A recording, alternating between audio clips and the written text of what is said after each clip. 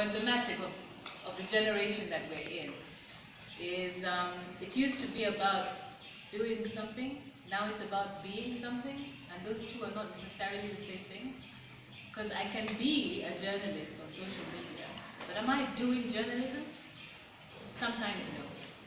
So one of the things I learned, especially being on TV and being,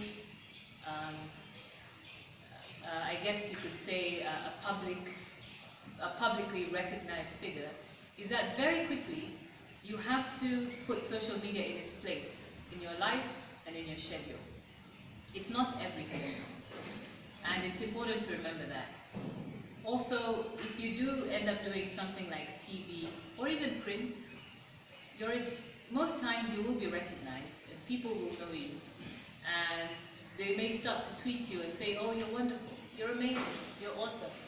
Be careful, because if you start to believe the great things that people tweet about you on social media, guess what? You also have to believe the horrible things that they tweet about you on social media. So it's better not to give anyone that power. Take everything with a pinch of salt, yeah? If someone compliments you, fine, great, but don't take it to heart. Choose a few people that your feedback comes from.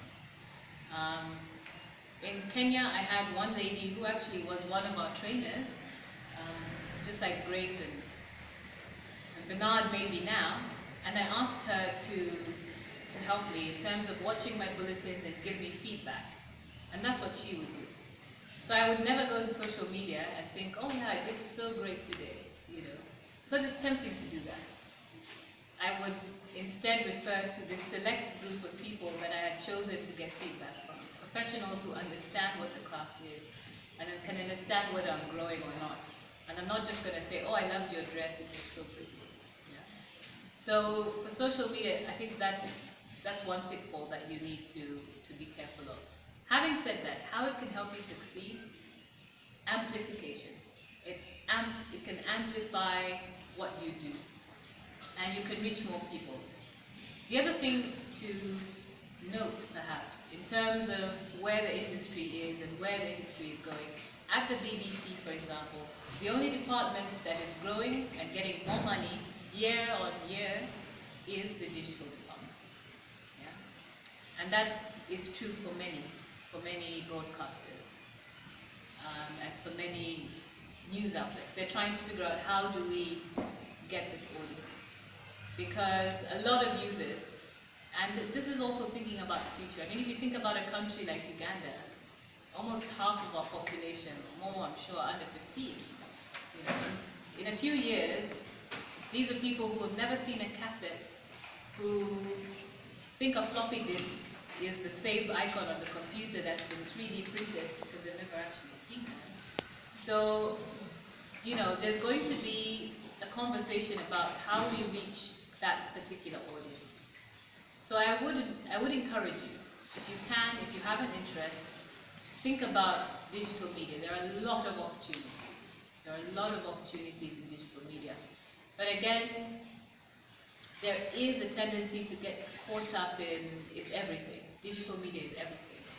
But what I believe is that real solutions must be platform agnostic. You cannot depend on Facebook and Twitter to reach your audience. You have to depend on the strength of your content. And it's not necessarily that people don't want news anymore. Maybe it's just the way that we've been giving it to them is not the way that they want to get it anymore. But it doesn't mean that people don't want the kind of content that you produce. So I think for digital media, the opportunities are, yes, career-wise, there are a lot of opportunities in terms of online journalism, digital journalism.